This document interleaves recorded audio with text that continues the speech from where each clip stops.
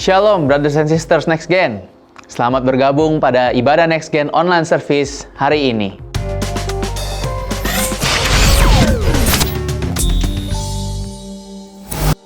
Nah, brothers and sisters Next Gen, pada hari ini aku mau menyampaikan sharing tentang satu tema ya yang aku beri judul hidup baru.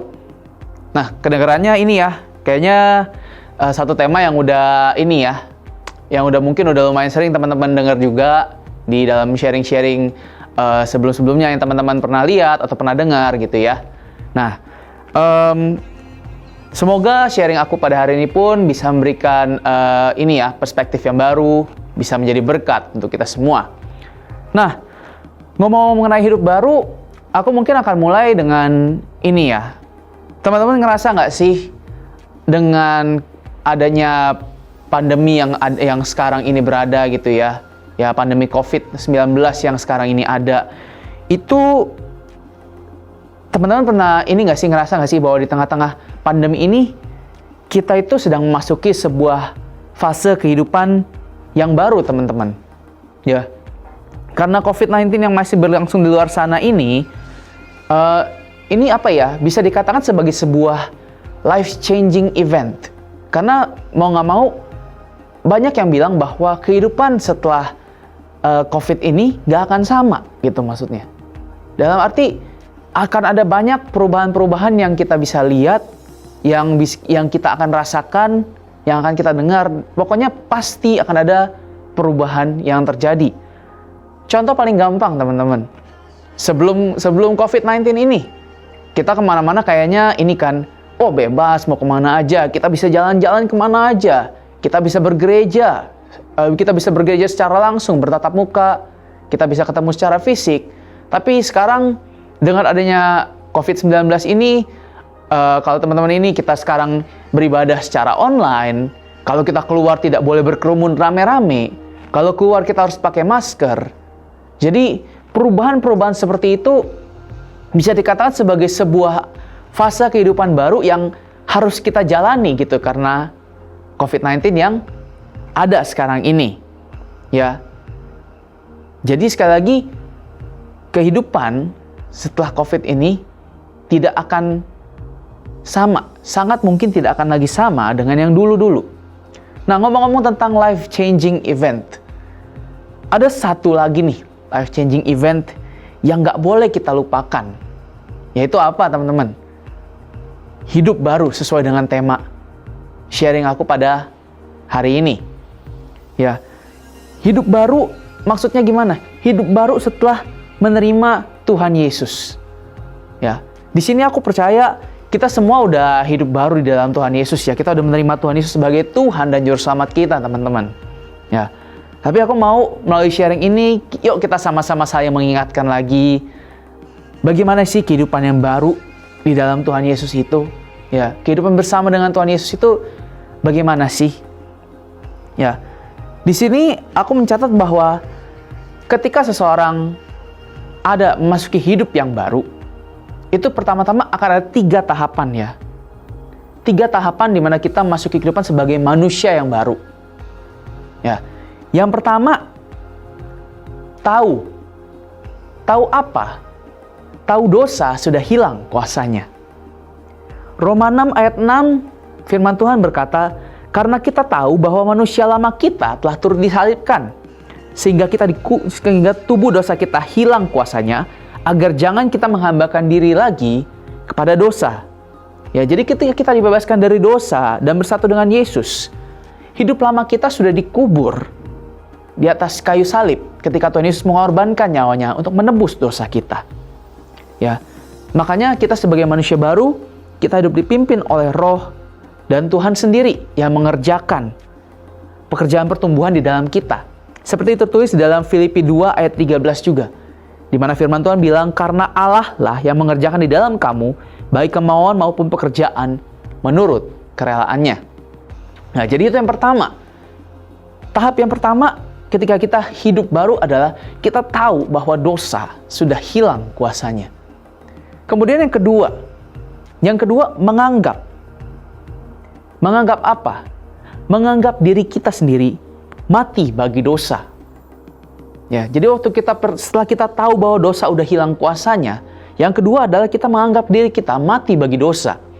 Di dalam Roma 6 ayat 11, firman Tuhan bilang, demikianlah hendaknya kamu memandangnya, bahwa kamu telah mati bagi dosa, tetapi kamu hidup bagi Allah dalam Kristus Yesus. Ya, jadi buat dosa, kita harus menganggap diri kita sendiri mati bagi dosa.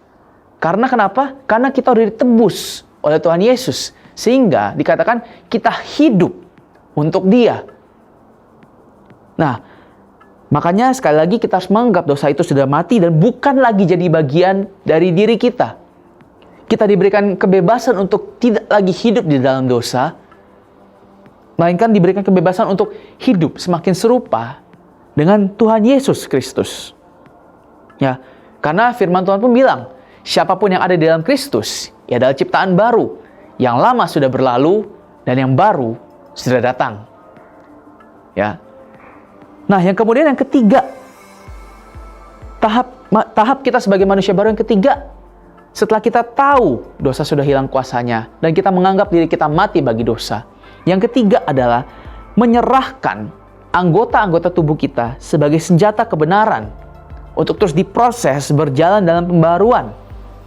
Ya, di sini di Roma 6 ayat 13 firman Tuhan bilang, dan janganlah kamu menyerahkan anggota-anggota tubuhmu kepada dosa untuk dipakai sebagai senjata kelaliman. Tetapi serahkanlah dirimu kepada Allah sebagai orang-orang yang dahulu mati, tetapi yang sekarang hidup.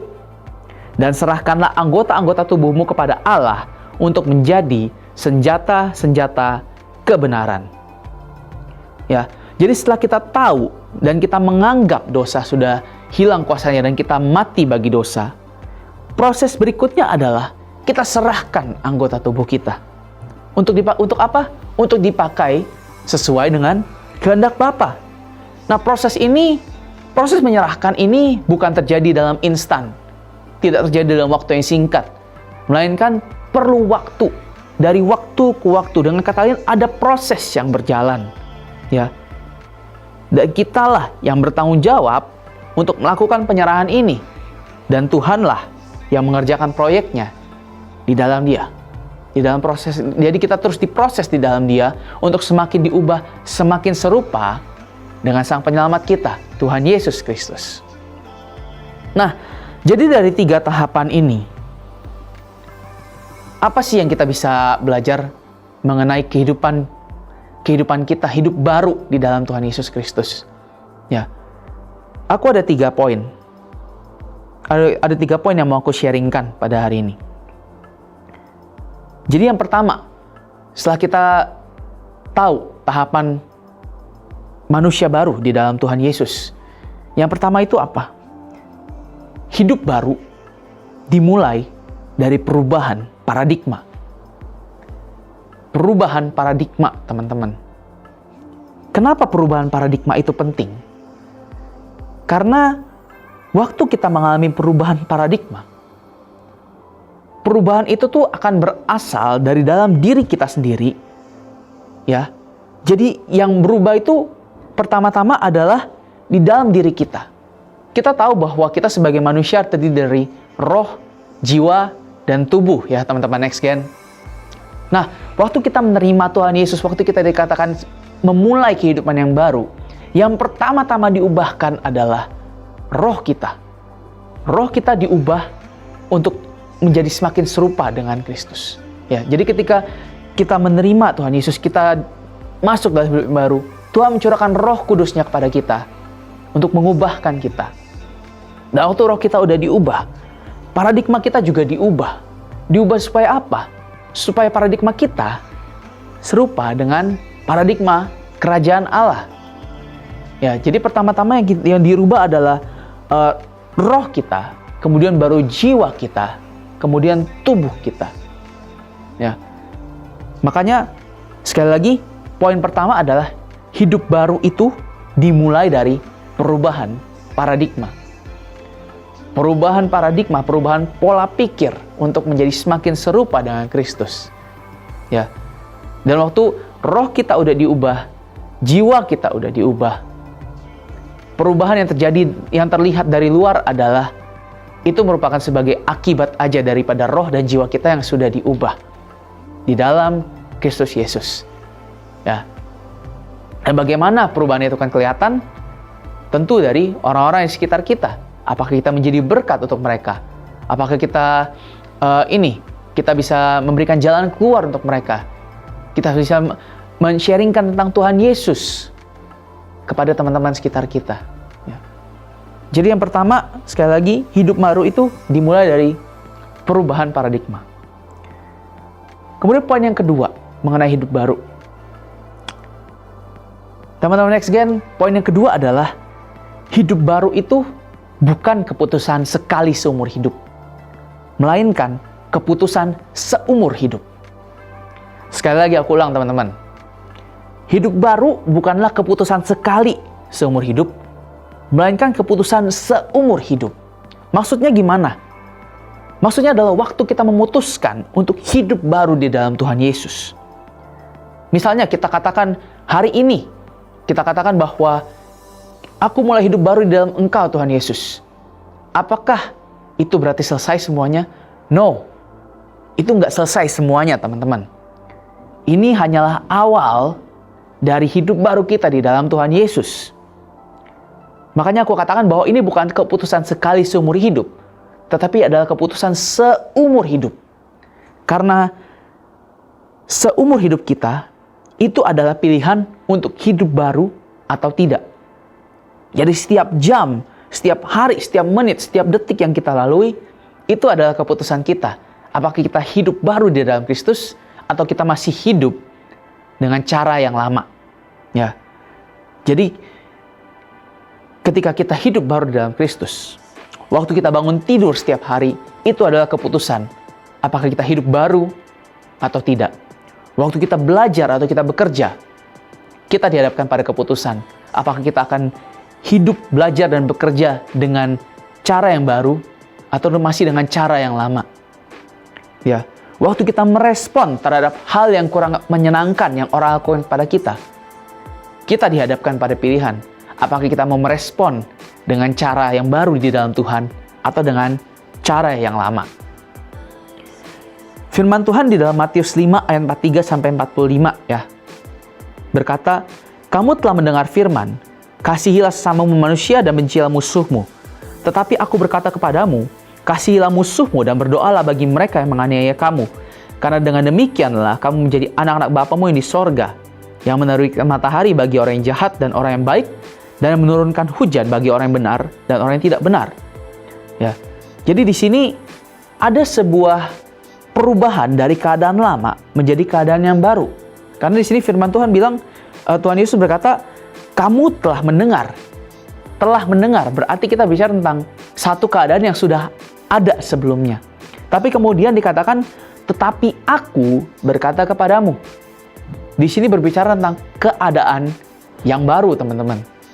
Makanya aku bilang, hidup baru itu adalah keputusan setiap hari, setiap waktu, bukan sekali doang.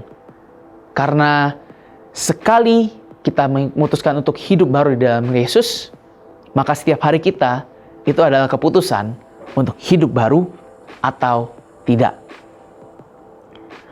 Nah, poin ketiga yang aku mau sharingkan, hidup baru itu berserah, bukan pasrah. Sekali lagi, hidup baru itu berserah, bukan pasrah, teman-teman. Mungkin teman-teman Next Gen bertanya, emangnya berserah sama pasrah itu beda ya? Kan sama-sama ada rahnya. Bukan begitu, teman-teman. Beda. Mungkin kedua-duanya sama-sama terkesan menyerahkan ya. Tapi itu berbeda, brothers and sisters dalam Next Gen. Apa bedanya? Bedanya adalah di sudut pandang, di pola pikir, di perspektif. Makanya tadi aku bilang bahwa perubahan paradigma itu sangat penting dalam kehidupan kita sebagai manusia baru di dalam Yesus. Karena dengan perubahan paradigma itu, kita akan memiliki perubahan di sudut pandang, perubahan pola pikir, perubahan dalam merespon segala sesuatu. Ya, di sini aku catat kalau orang yang berserah itu ia menyerahkan kepada Tuhan, tetapi tidak lupa untuk mengerjakan bagiannya. Tapi kalau orang yang pasrah, itu menyerah bukan pada Tuhan, tapi dia belum mengerjakan bagiannya, tapi dia udah menyerah terhadap keadaannya, terhadap situasinya, terhadap persoalannya. Ya, jadi bagaimana kita tahu seseorang berserah atau pasrah? Gampang banget, kita kan bisa kelihatan dari caranya merespon satu masalah. Katakan kalau misalnya ada ujian, teman-teman. Ada ujian di sekolah, atau tempat kuliah. Orang berserah, itu pasti akan belajar dan menyerahkan sisanya kepada Tuhan. Tapi kalau orang yang pasrah, itu pasti cuma bisa bilang, Tuhan pasti bantu, nggak usah belajar. Akan kelihatan dari responnya, teman-teman. Jadi demikian, sharing aku pada sore hari ini. Kiranya kita boleh terus dibaharui di dalam Tuhan, dan kita terus masuk dalam kehidupan yang baru setiap hari bersama Tuhan Yesus. Tuhan Yesus memberkati teman-teman semuanya. Yuk mari kita berdoa bersama teman-teman untuk menutup ibadah kita pada hari ini. Bapa yang baik, Tuhan Yesus, kami mengucap syukur Tuhan Yesus untuk kesempatan kami boleh beribadah bersama pada hari ini Tuhan Yesus. Kiranya firman yang Kau taburkan pada hari ini Tuhan boleh bertumbuh, berbuah lebat di dalam hati kami semua Tuhan Yesus. Biarlah setiap hari kami boleh memutuskan untuk terus hidup baru di dalam Engkau, dibaharui di dalam Engkau ya Tuhan Yesus. Biarlah kiranya kehidupan kami mulai saat ini boleh menyenangkan Tuhan Yesus dan selalu berkenan di hadapan-Mu ya Tuhan Yesus. Ajar kami Tuhan untuk tidak berkeras hati, melainkan menyerahkan kehidupan kami sepenuhnya untuk Tuhan proses menjadi semakin serupa dengan Engkau, menjadi seperti yang Tuhan mau sesuai dengan rencana-Mu pada setiap kami Tuhan Yesus. Terima kasih Bapa, terima kasih Tuhan Yesus, terima kasih Roh Kudus. Kami serahkan ya Tuhan Yesus kehidupan kami ke dalam tangan pengasihan-Mu, dan kami percaya tangan penyertaan Tuhan senantiasa menuntun, memimpin, dan meng-guide kami dalam setiap langkah kami. Hanya di dalam nama Tuhan Yesus Kristus kami berdoa dan ucap syukur. Haleluya. Amin.